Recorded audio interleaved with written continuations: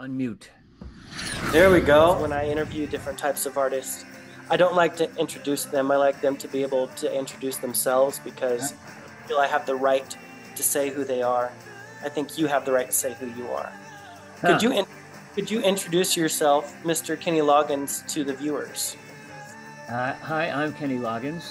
I'm best known as a singer-songwriter. I'm now an author, by the way, with having just finished my autobiography. I'm pretty much a singer-songwriter, and I guess maybe philosopher a little bit, because that's where the lyrics come from.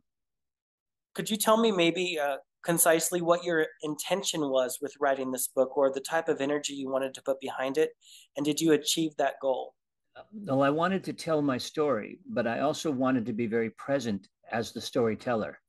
I had a collaborator with me named Jason Turbo, and I constantly um, pushed against Jason's interpretation of my life to make sure that I was very present as the speaker, as the one expressing the stories, and I felt that my willingness to be vulnerable in the telling of my stories would set my book apart from other rock bios. I don't get too many opportunities to get to speak with people that are as well known as you are. I am still very selective because I want to connect with people that are really in tune and present in their own lives. And I Uh-huh. definitely see you as one of those people. Well, thank you. Yeah, absolutely. I've enjoyed the book a lot. I Good. think that it allows anyone of any type of musical fan to look at you as a human being. I have this visual of this duplex on a hillside in Los Angeles that you lived in. It's And this is, we went looking for that recently. I'm sure the hillside came down and took it. yeah, I remember you said it was covering the windows at one point. Yeah. Yeah. Well, I think that's a really cool place to start because I saw you as a young person there, according to the book. But tell me where you are now. Where do you currently call home? What does home look like to you now? I'm sure it doesn't look like that duplex on the hill anymore. I hope to never go back to that duplex on the hill uh, Yeah. level of living. But when you're 20 years old, you don't really notice that you're out from your parents and you're free and great God Almighty, let's have some fun.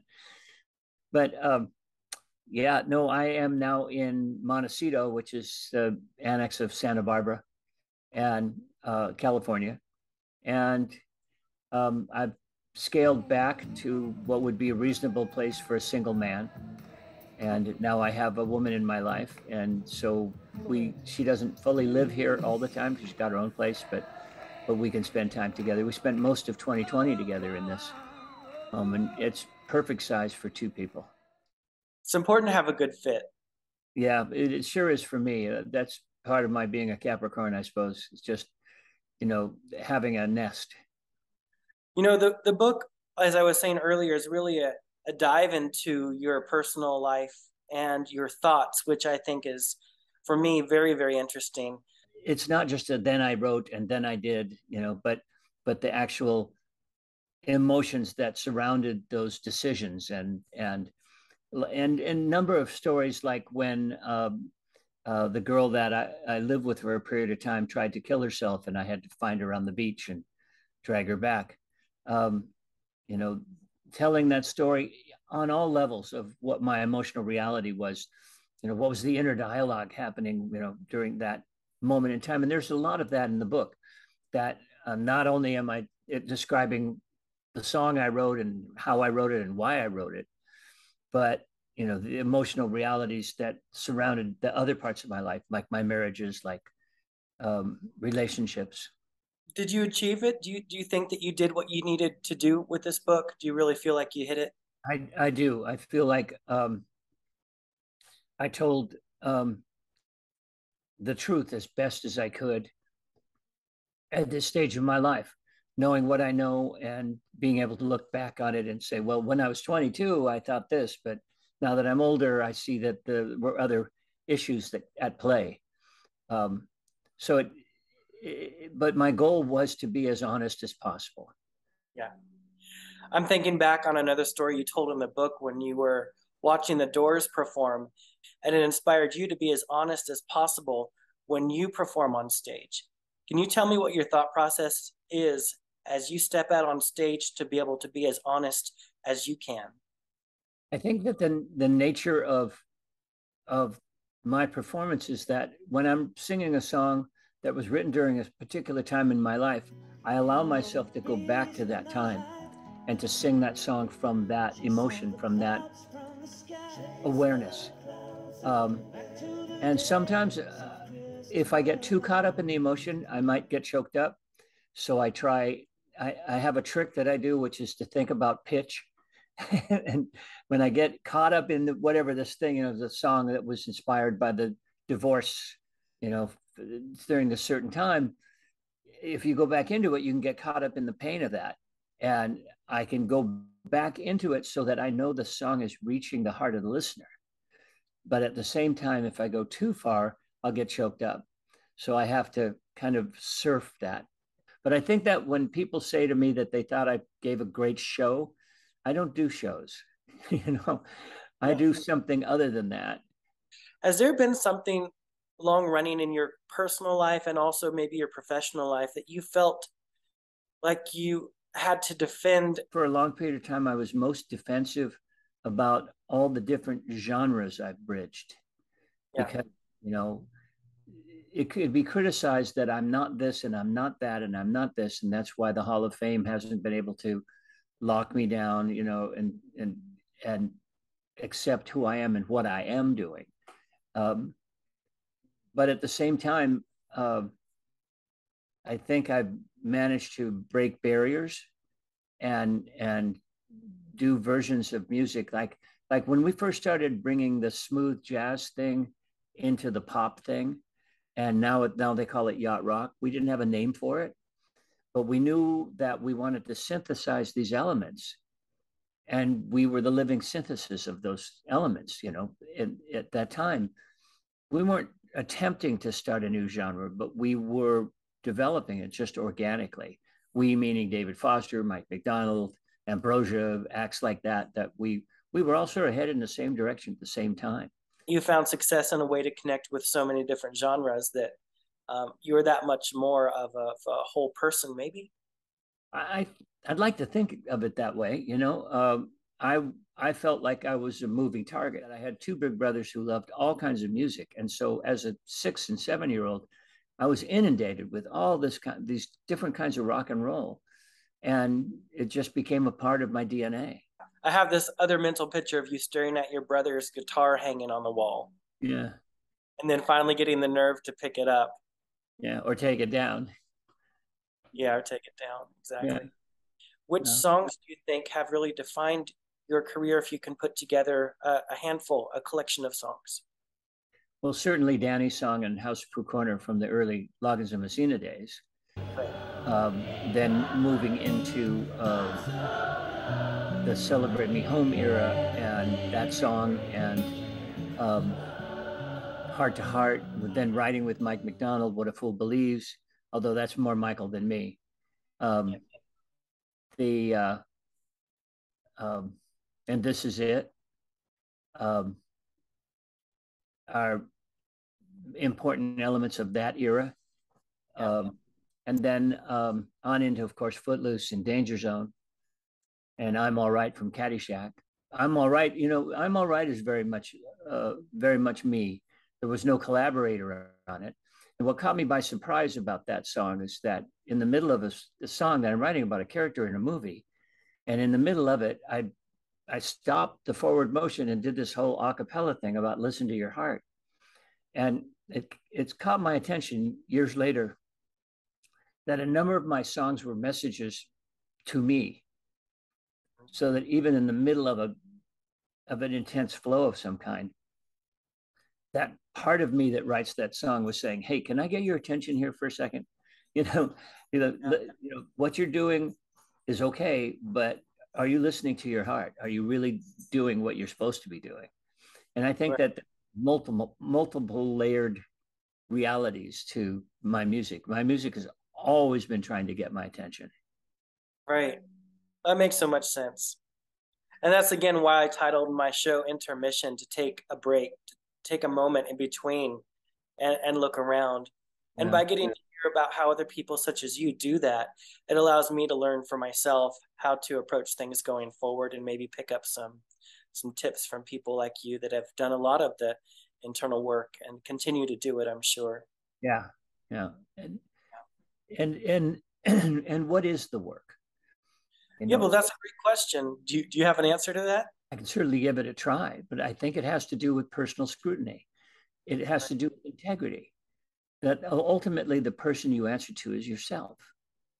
And so any costume that you put on is coming between you and the truth of who you are and whoever you're trying to communicate with. I'm trying to recall this accurately. You said that um, love is, and this is from the memoir, love is an inside job, not an outside job. And it's so easy as a performer to give it to everybody else. You see, if I can get everybody in the world to love me, then I'm a success. Right. And the world might actually give you a bunch of money to get away with that, but Yeah. that's not success. Can we talk about your demographic, the Kenny Loggins demographic? I was What wondering what is how I was wondering how you would define that if I were to ask you that question. How would you describe the Kenny Loggins fan? I think I have a whole lot of different kinds of fans because my music has been so eclectic. Yeah. I've got the Loggins and Messina audience. 75% of them gave up on me when I made Celebrate Me Home because the music was so dramatically different from what I'd been doing with Jimmy. And then Celebrate Me Home evolved into my years with, yacht rock, so to speak. And then Footloose comes along, and there's a whole audience, a younger audience that only relates to Footloose and Danger Zone and I'm All Right from Caddyshack. And they then maybe sometimes go back in time. There's a younger audience now that's very 80s aware, and they're really researching what went on in the 80s. But what struck me as you were asking me the question is not how I perceive my audience, but how they perceive me. That's that thing that we call the zeitgeist. When you get caught up, you get adopted by the pop consciousness. That's what happens for me, that's what happened when Archer came along and adopted the show Archer, adopted Danger Zone as part of the running joke of that show. And I got a whole segment of audience that knew me from Archer or knows me from Grace and Frankie or, one thing or another that is all based on whatever it is they're thinking. And what did you take away from that experience with Grace and Frankie? Nothing at all. Well, I think that's just as valuable as if you did. You realized that you didn't.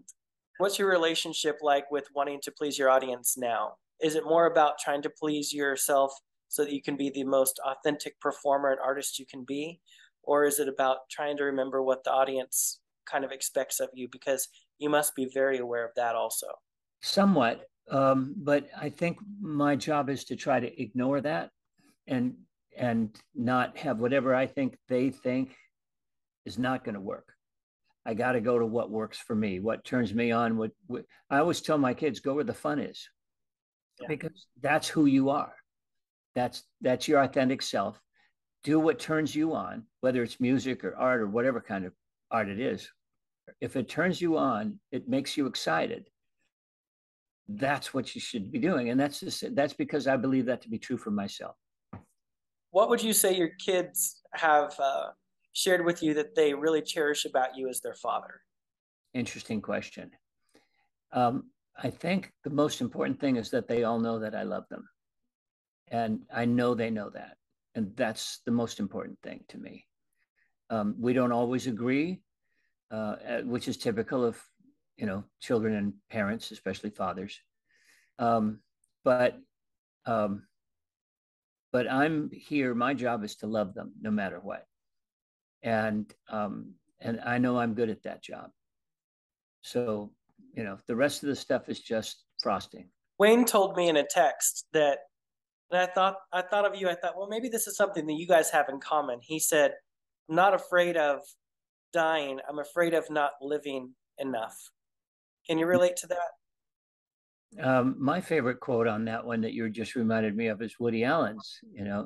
I'm not afraid of dying. I just don't want to be there when it happens. I'll leave it to Woody Allen for that. Yeah, classic Woody Allen. I think that a life well lived is a life that includes connection.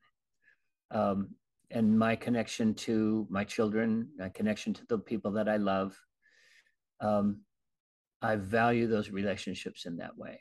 And life is so easy to get caught up in the myopia of me.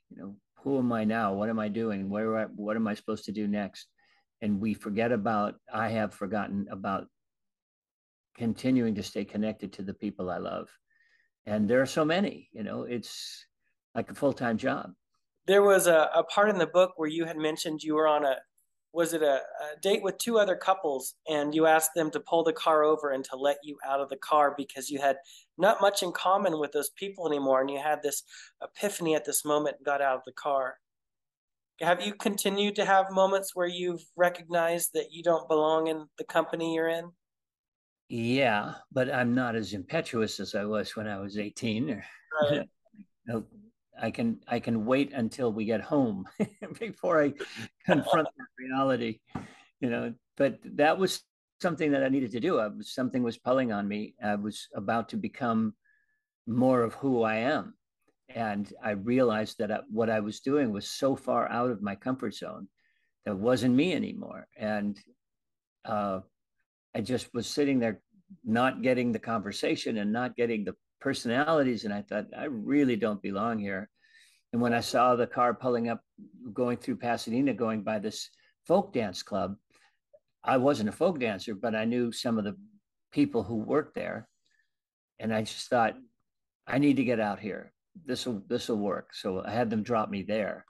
And then because of that, I bummed a ride up to San Francisco. Next thing I know, I found myself in an anti-war rally, which I'd never done before. And then I hitchhiked over to my brother's place in Berkeley, waited for him to get home. This was one thing after another. It was like the beginning of a new version of myself. Well, I thought it took quite a bit of courage to do what you did, and it was pretty inspiring. I thought, well, if he could do it. I have a feeling that you've made some dramatic changes in your life because it's showing up in your face, in your eyes. I appreciate that.